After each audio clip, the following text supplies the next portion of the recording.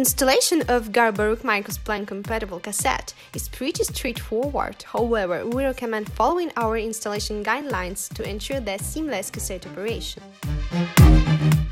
In order to install our Micro-Spline-Compatible Cassette, all you will need is a standard lock ring removal tool.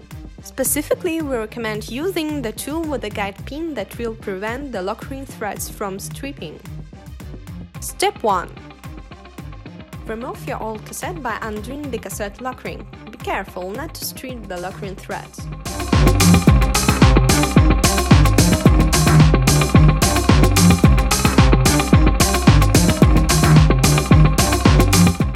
Step 2. Clean the freehub body from dust and mud. Step 3. Now we can proceed to cassette installation step. First of all, align the splines on the freehub with cassette splines. After that, mount the cassette on the freehub body. Make sure to check whether the cassette is fitted well and tightly on the freehub body. Step 4. Now it's time to secure the cassette with lock ring.